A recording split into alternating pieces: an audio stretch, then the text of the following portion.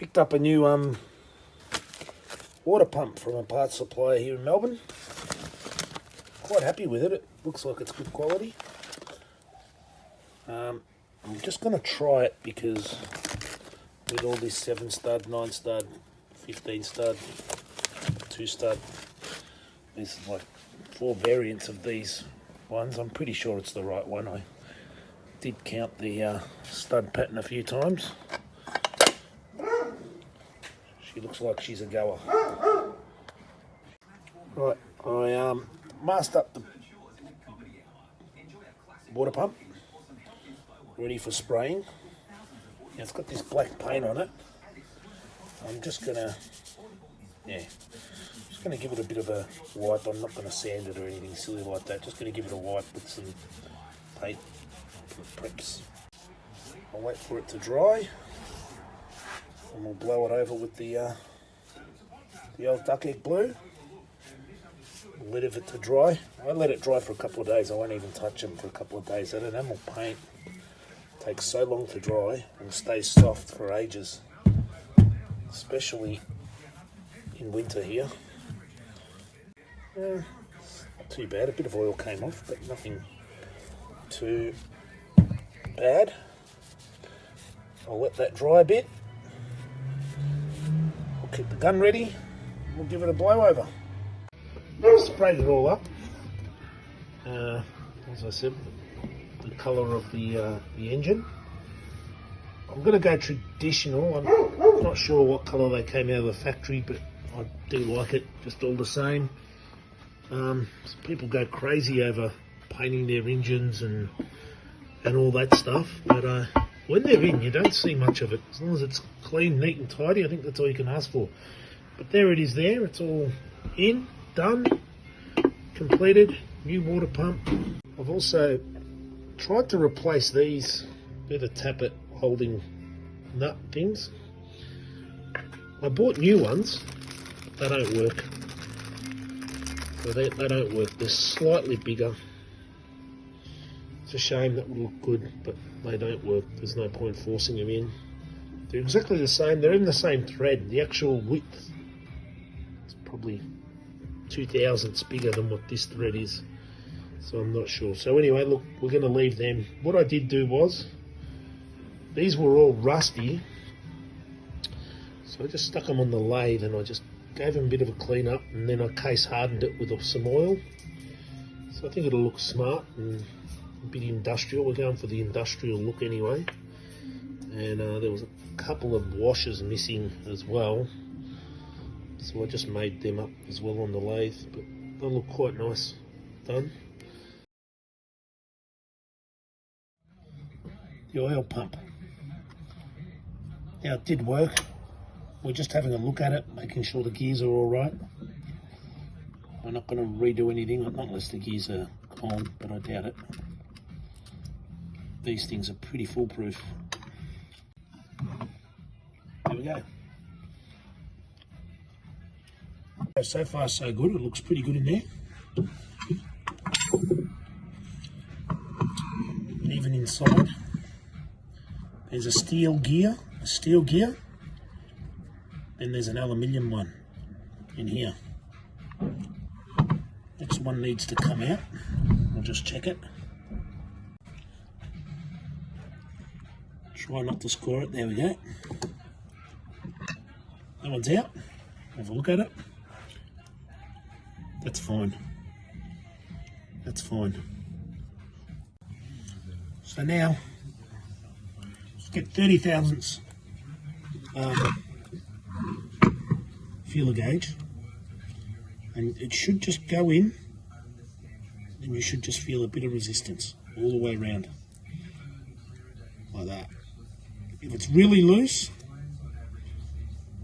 no good. Just needs to fit in like that. Bit of resistance, that's good. So yeah, that'll work.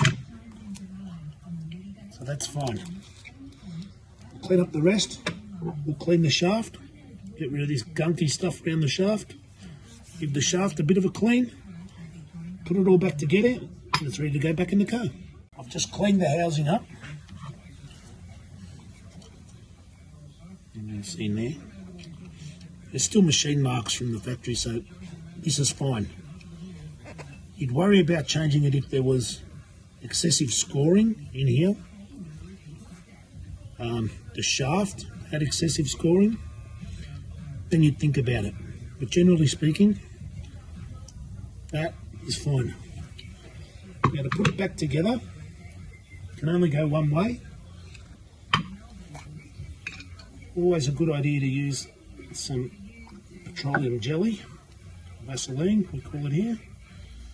Just put it in, you can use anything as long as it dissolves in oil, obviously, and it's clean. So just put a bit on all that, same as this one. Vaseline on this one. Again, can only go one way, and that's not it. There we go. Clean up, and it looks like that.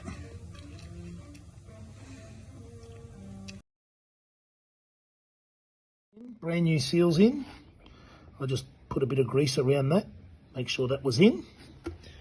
Now, a lot of people say put the self-tapping screws. I'm going to give these rivets a go. They've got a blind end, so nothing should leak out. So I've put all these in, ready to go, like that. I just think it's going to come up a little bit nicer. So I've put Loctite on all them, retaining compound. I'm just giving them an ever slight tap just to make sure they're home. Then I've got a pneumatic riveter. I'm just going to go around and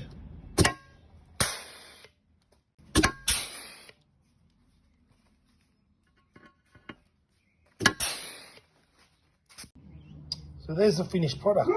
So I think it looks a little bit more authentic than putting those things in. They're just as easy to take out, and 90% of the time the self-tappers come loose or you can't undo them. So these, again, you just drill them out like the original. We're going to do the Welsh plugs. As I said, I've already changed a couple. Remember, in the cylinder head, these were the rotten ones here. That were these ones, if you remember them from previous videos. So I've managed to get new ones. Now, when you do go and purchase these Welsh plugs, they were a nightmare. There's about 4 different sizes, from series 2, 3, 2.5. There's a lot of different sizes. These ones are the same on all of them. They're easy to get, but these ones are a bit difficult. Not difficult, you've got to know which ones they are. They're all nearly the same. So all you do is put it in. You get a socket which is a similar size, not too tight because it does. Then just gentle taps,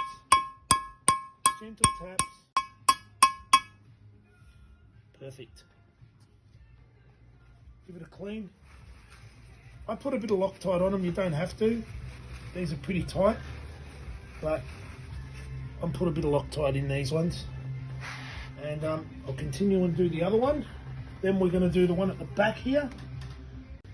This one's an important one to get as well. A lot of people forget about the one behind the timing belt or the timing cover. We've done that one. We've done the big ones. This Welsh plug out.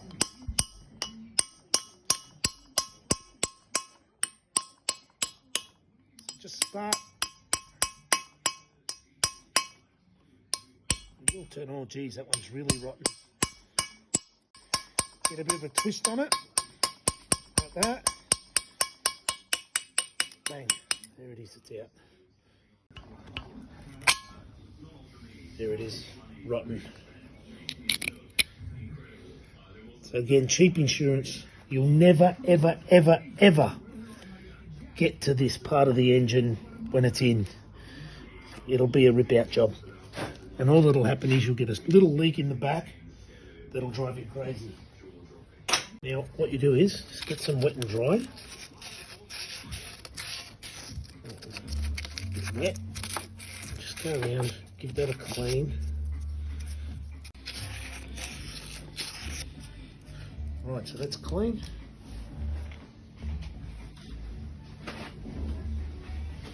With a bit of a wipe. And a feel, it feels smooth. Yep, it feels pretty smooth. And just another quick thing. Don't ever use one that is exactly tight like that. If it's tight like that, when it hammers in and compresses, you won't get this out. Use one that's slightly smaller. Even a millimetre around will be fine. Get your thing. This is optional, don't have to do it. I like, as I said, I like using it. Acts like a bit of lubricant as well. Seals it up. I mean, let's face it, not costing you any extra. Stick that in the back there. Started. Our hammer. Our socket. Not much. There we go. Done. Every Welsh plug is now done. We'll touch up the paint on this head. Next video will be me building the head and building the motor and zipping it all back up again. Today I cleaned the block out, which is over here, and changed the Welsh plugs. Gave it a real good clean, spotless. And I thought I'd cleaned it quite well before, so just to be sure I fired up the pressure washer, a water jet washer, and lo and behold, I found this in the block. So it looks like it's the old Welsh plug. Someone had just broken it up and stuck it in the block, and that was causing a blockage towards the back of the engine. And honestly, that's just probably 1/10 of what I pulled out of it. There was mud and this rust, grime and scale, but anyway, it's probably a bit of a testament to the engine that they still keep going. So anyway, that should help the cooling system now. It is absolutely spotless in there. All the galleries have been cleaned, checked, so should all be good. We've started to put the motor together, assemble it all back up. Finally. I didn't take too many videos on putting it back together because it's not my trade. I'm not a motor mechanic. I took ages to put it back together anyway. I don't want to give people the wrong tips basically, so if it does break apart and go into a million pieces, I've only got myself to blame. So I've cleaned the pistons. I've set the rings the standard way with the connecting rod there. One at 2 o'clock, one at 10 o'clock. Turn it around, set that at 10 o'clock. Then have a look at your little spacer ring and just make sure they're not interfering with anyone, doesn't really matter. I've already changed and cleaned all these bearings, the shell bearings. They've all been changed. I've just had a whole heap of oil sit in there so it doesn't corrode. It's already been honed. Stick it right in, give it a real good clean. So the way you tell before you insert the piston with the new rings in it, just do that and it should come up pretty clean. Look at that has. Don't use paper towel for anything else, leaves a bit of stuff. Then the air legs.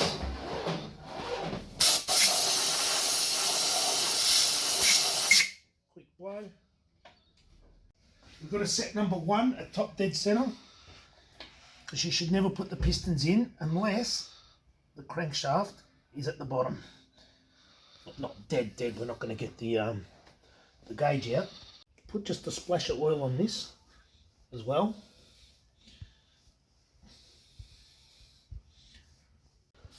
Give this a dousing down in oil. Just pat it so you don't get the rings moved around too much. And it's nice and thick. Did another squirt of oil down number 3.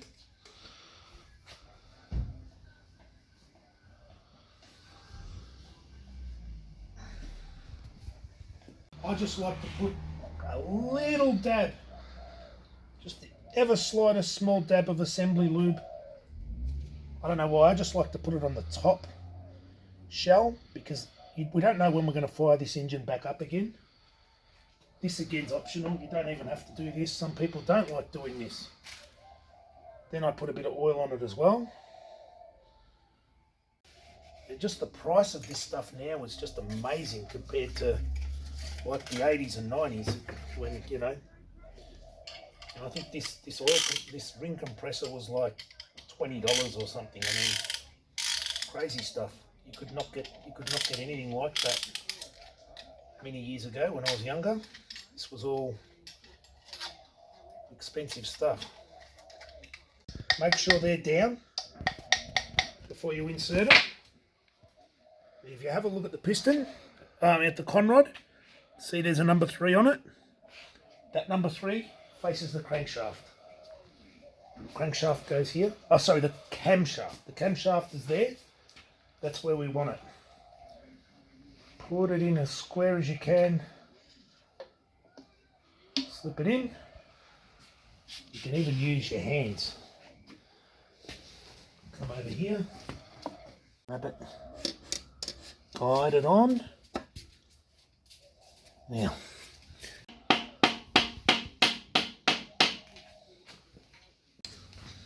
Again, that's got a number 3 on it. So that faces the camshaft. So that goes there.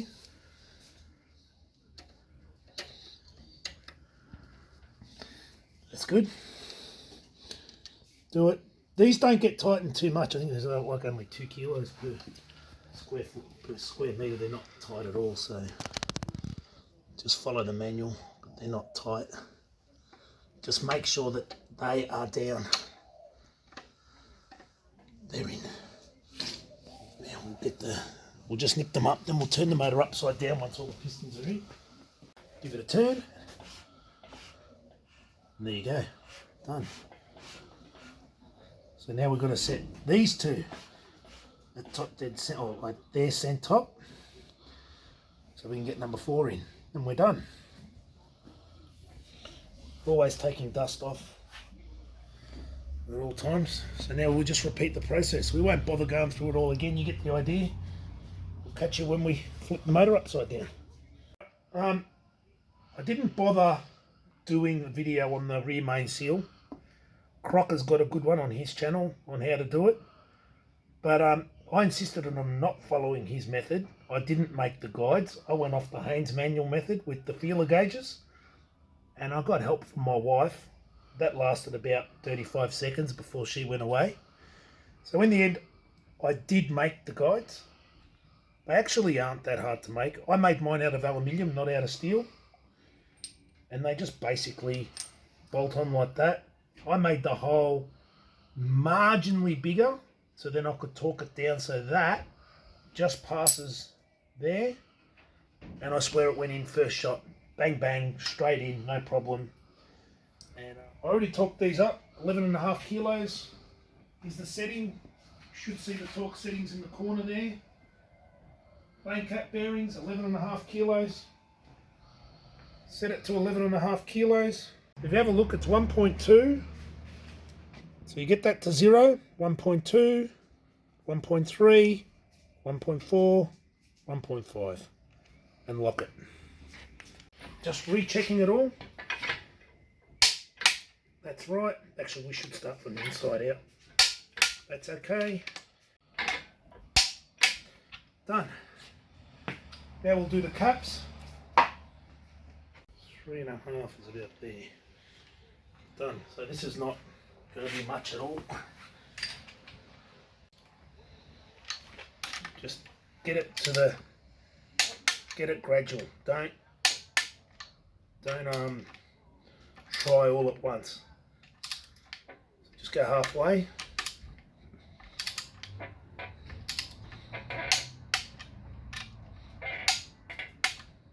check it all one last time.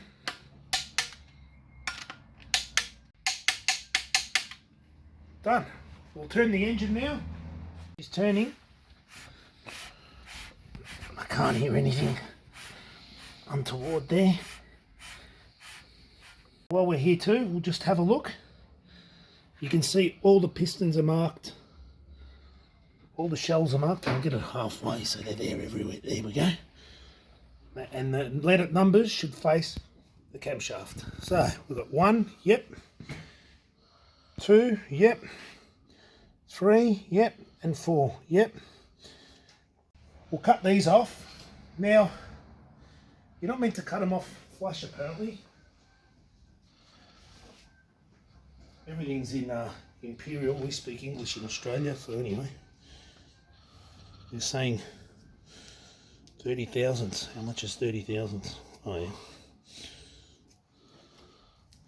Now they're saying to put this against there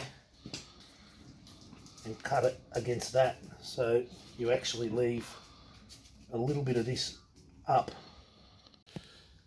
We've got that set at about 30 thousandths.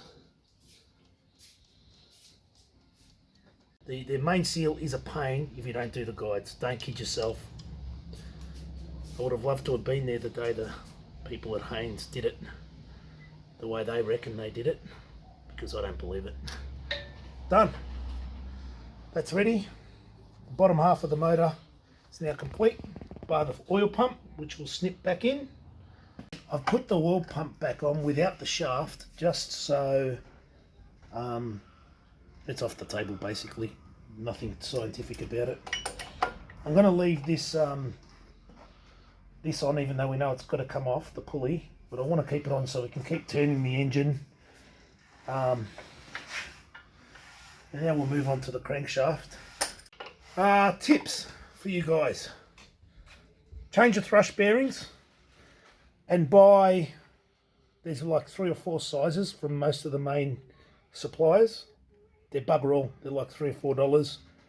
Get a selection of them and just make sure that your end float's right. Make sure that your thing doesn't move, because that's really important. It keeps the whole geometry of the motor nice. And also another tip, don't set your engine up, your engine stand like we did. It's too late now for us. Put it so this plate is here and this is all free. Keep that part free. What we did here was a bit of a mistake. We just got that on.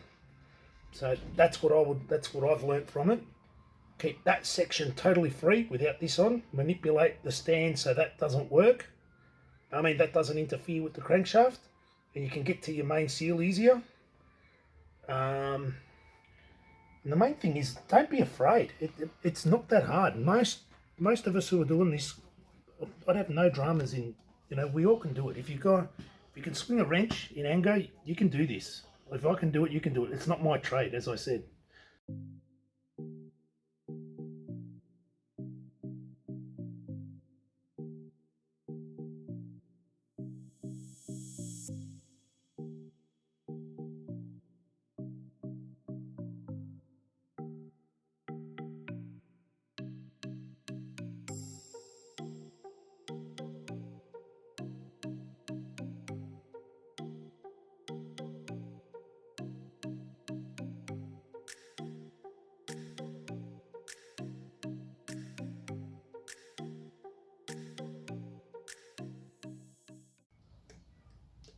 Alright, success, we think. There was a lot of looking at different manuals and trying to figure out our exact timing, but we think we've got it correct. We lost some photos. Tensioners in, that was painful until we actually read the book to figure out how that went. But that is a bottom end and a crankshaft done. Probably leave it for there. This video is probably going to be about 20 minutes long the way we're going, but it's been a good day.